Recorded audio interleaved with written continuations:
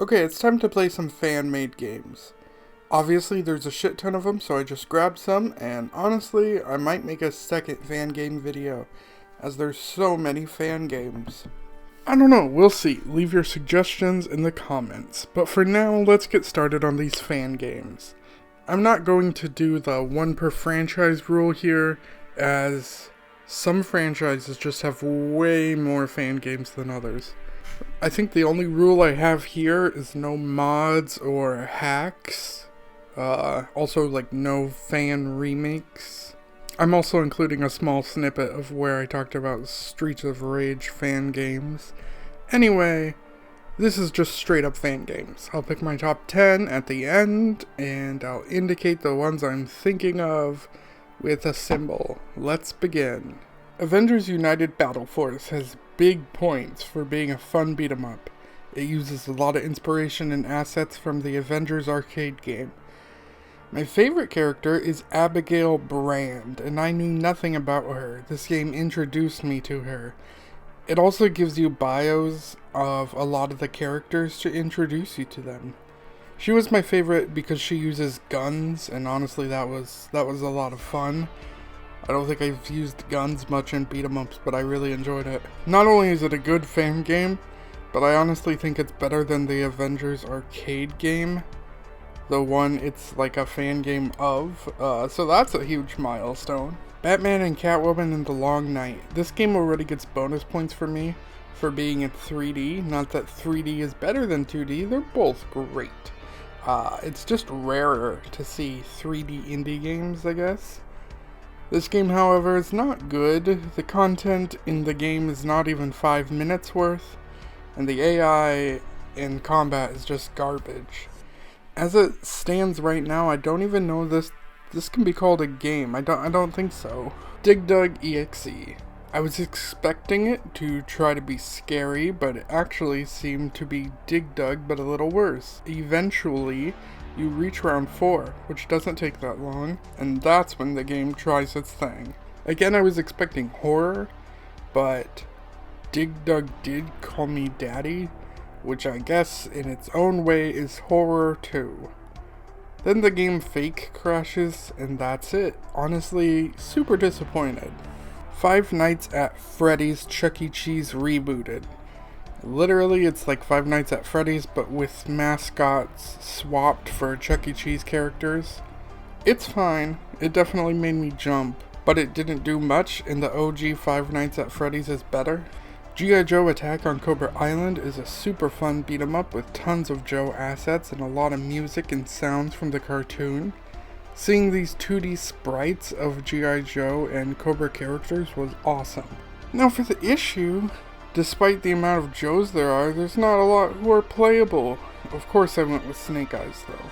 The next issue is it wouldn't quite fit the screen, it kept zooming in too far. And the third issue isn't an issue, I guess, but vehicle sections. I'm sure some people love them, but for me these were always my least favorite sections, and I couldn't wait to get back to the fighting. Justice League Legacy is a huge undertaking of a game with assets used from multiple games and just tons of DC characters. It has a few story modes and a Streets of Rage mode, while not being a perfect recreation. Now its negatives would be the level design. You fight way too many enemies while staying in one spot, and it takes too long to move to the next spot. It also has not enough gimmicks or scripted events or items, making it a very mediocre beat-em-up. Now the story mode with Batman is better at this because the terrain adds platforming to keep staleness away, but a lot of the other sections did not feel so good. However, what boosts it to being fun and adding lots of replayability is just the huge roster of characters and huge amount of effort put into it. A very good game. Marvel Infinity War, I think, was made by the same people as Justice League Legacy, and it literally has all the same issues.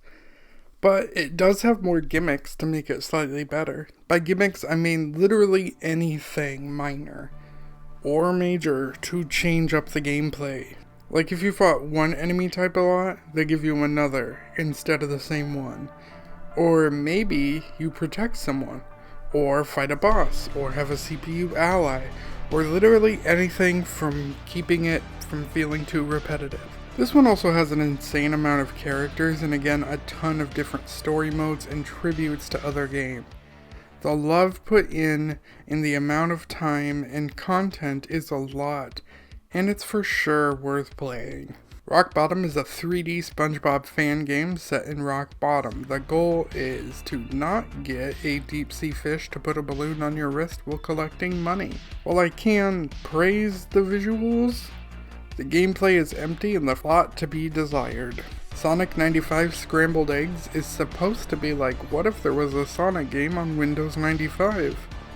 And I guess was also called Scrambled Eggs. Not a big fan of the title. I'm impressed they made a cutscene though, and that doesn't look half bad. Gameplay wise, it's fine. Don't have a lot to say about it. And this would rank higher, but there's only one level, so I ran out of content real quick. Sonic Dreams Collection is this really fucking weird and disturbing game about Sonic and the Dreamcast and also how weird Sonic fans are. And I don't know, it's just fucking bizarre. It can be really scary and also it can be super cringe. I played it with Ashley on this channel if you're interested. Sonic EXE was like the fucking game that started all these .exe creepypasta games. Basically, it's less of a game and more of Sonic just fucking being evil and killing. It falls in line with a lot of haunted cartridge creepypasta games. This might be the most famous playable one though. I would have said Ben Drowns, but I don't know if that's a playable game, so I think it's Sonic.exe. But yeah, it spawned a ton of games that use the same formula. There's even a ton of Sonic.exe games, like hundreds of them. Anyway, this was the OG Sonic.exe game, and as an experience, I was creeped out when it first came out, I guess. I watched Markiplier play it.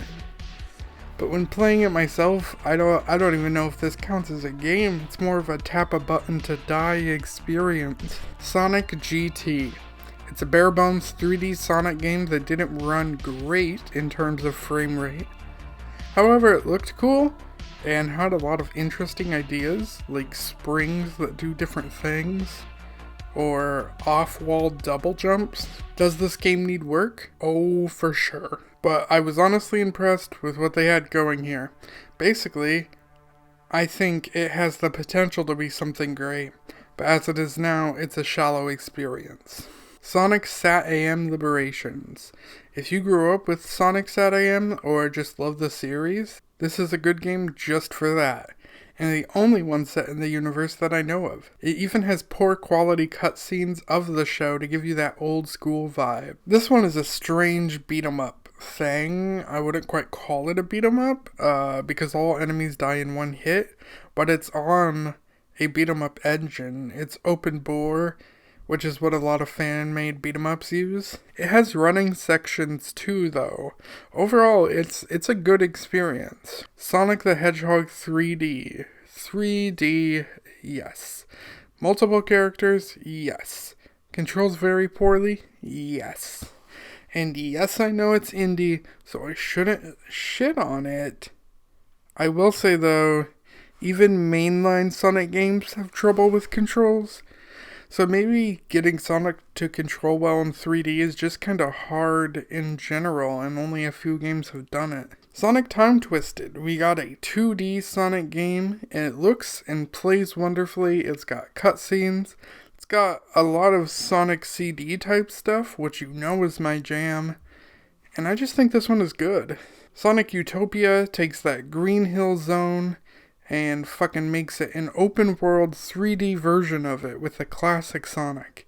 And while I absolutely love this idea, there aren't really objectives or things to really do. Like, yeah, it's an open world, but it's also a really empty world. I still fucking love it though. It's really cool to look at, and it's fun to play for like 10 minutes every now and then. Now, it's only a demo too, so I know it's going to be like much better if they keep working on it. This is one I hope becomes a full game more than I think any other fan game I can think of off the top of my head. Star Trek Final War 2, and I only know about it because it was on a family computer when I was a kid. I don't know where it came from. I don't know how we got it. It just had the file there. There wasn't even a disc. In the game, you choose ships to battle with, both an opponent and you and your teammates. You have a budget, and you can choose who you target. You can be Federation, Klingon, Romulan, Borg, etc. There's a lot of ships and races I don't know, as I was never huge into Star Trek. In the game, you fight the ships you choose as your enemies, and the harder the ship, the more money you will have in your next budget to fight your next fight. But if you lose some of your ships, then you're going to lose money in your budget.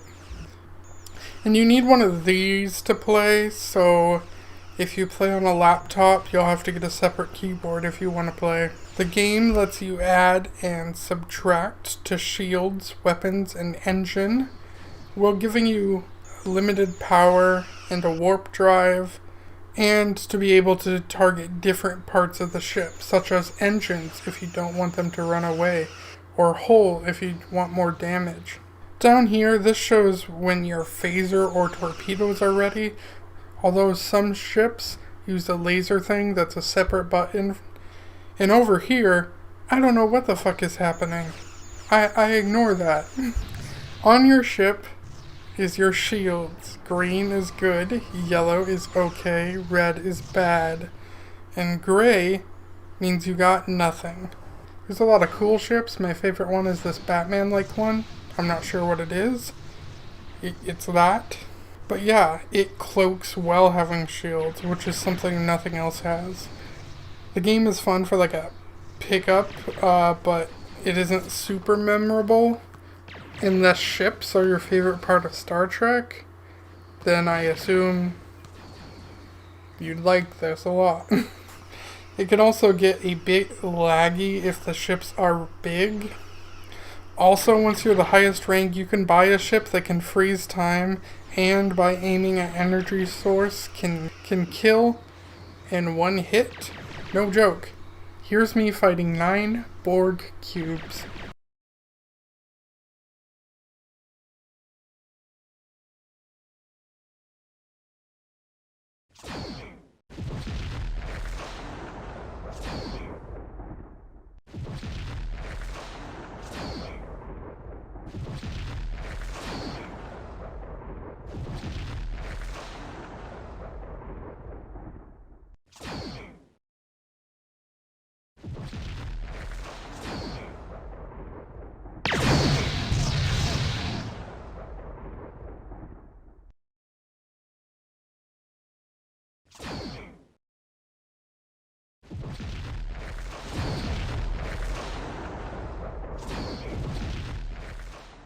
It's ridiculous.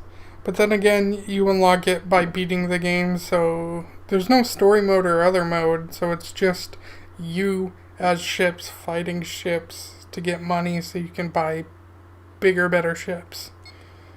So yeah, you won't use this one on your rise to power. This is like your reward for winning, I guess. Star Wars Shadows of the Empire should not be called that because there's already an official Star Wars game with the same name that is a lot better. This one is cool though for how it's set up visually, and it's unique to other Star Wars games. I'd give more compliments, but the developer is super pretentious and is constantly making jokes that are really not funny. It's like a bad comedy version of Star Wars. Like it's trying really hard to be meta and it's super cringe. As much as I enjoyed the visual style, the writing made me want to leave. I hated it. And yeah, I know it's just a tech demo and not a full game, but isn't the point of a demo to make me want to play the full game? Streets of Rage Zombies is a fan game where you fight zombies within the Streets of Rage world. It's super cool and has a lot of work put into it. It also has some moves that can be brutal. However, the game does not have a lot going on for it, as it's way more repetitive than any of the official Streets of Rage games, and doesn't handle quite as well. The stages also last a ridiculous amount of time, and often don't have bosses or a lot of variety to them. Overall though, it's still a cool novelty and has a ton of work put into it, and it's worth not only checking out but also playing. It's not as good as the others, but it's still a fun beat 'em up. And then we got Streets of Rage Silent Hill, which is a fan-made Streets of Rage cross Silent Hill game, in which you fight the enemies of Silent Hill in the game. Another fun novelty. I honestly enjoyed this one more than the zombies, as it's less chaotic, but still nowhere as good as the other games, and this one had some choppier animation and worse looking sprites than the zombie one. Still worth playing for the atmosphere alone though. Very dope. Superhero Mugen. Mugen is like the ultimate fucking fighting game engine for fans. Basically any character you can think of has been put into Mugen. It's crazy and super unbalanced fighting, but it's still fun. I personally picked a Mugen preloaded with superheroes and villains, but with Mugen you can add so many characters and areas. The combinations are crazy. And while it is unique, I'm sorry, but how insanely unbalanced it is makes it fun for the amount of content, but not really the gameplay. TMNT Rescue Palooza is a fantastic game. It's a beat 'em up where you unlock basically any TMNT character from the 80s cartoon you can think of as unlockable characters. And while the combat is a bit more simplistic than, let's say, Turtles in Time, it's still loads of fun and up to 4 player. Plus it has this Mario-like hub world to choose levels. It has an interesting art style blend of different Turtles games. Honestly, it's fantastic, and I'd rank it up there with TMNT games you must play. Plus, there's a lot of levels, and it doesn't fall into the trap of some beat-em-ups do by feeling too repetitive. Tony Hawk's Existential Nightmare is a bizarre, surreal musical semi-based on the life of Tony Hawk, but obviously only semi-based. Everything about this game is horrible, but on purpose, and I love it. I'm just gonna give you a bit of the game, because I feel like that's the best way to show the game. When I turned 9, I learned how to ride. I always had my board by my side. Carving through my city, coolest kid on the block. On the skater with the biggest ollie. No skateboarding! You got no respect for the rules! You got no respect for your own father! Rodney?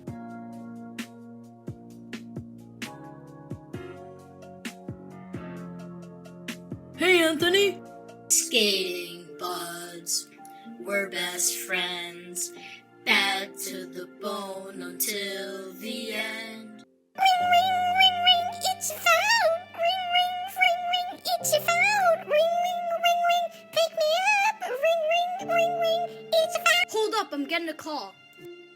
I forgot you had a phone. That's so tubular.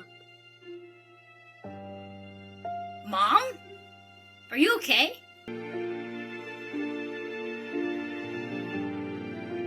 What's the damage, Mom? What's going on? Dad died in a car accident.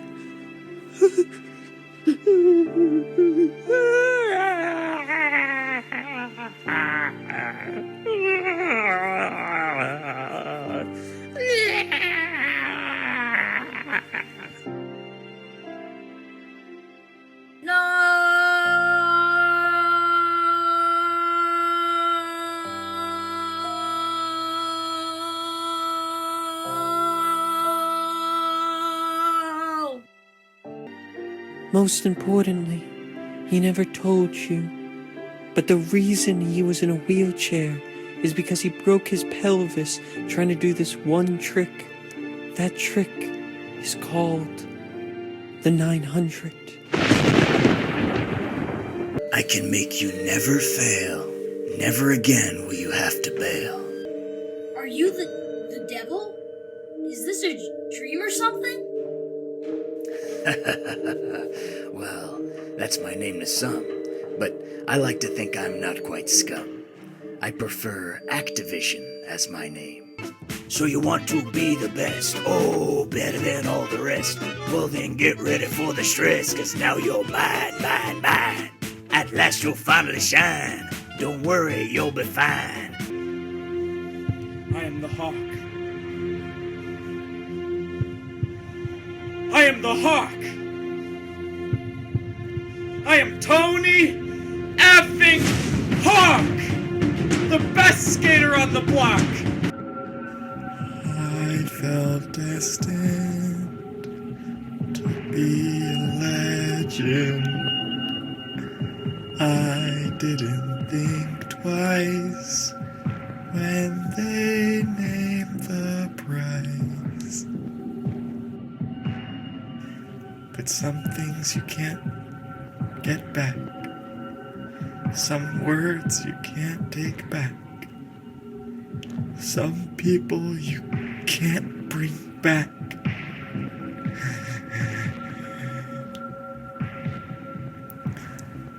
Legends never die.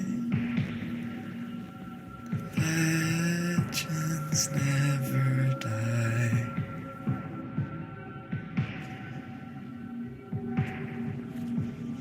They ask, "Hey, are you Tony Hawk?"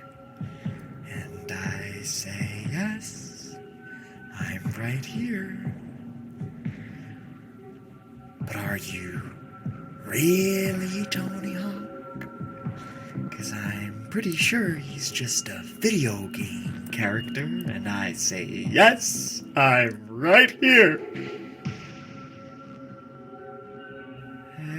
Existential dread, get out of my head. I was Anthony, and now I'm supposed to be free. I wanted to be a legend. When I became that guy, it broke me in two. Legends never die. But now that's all I want to do.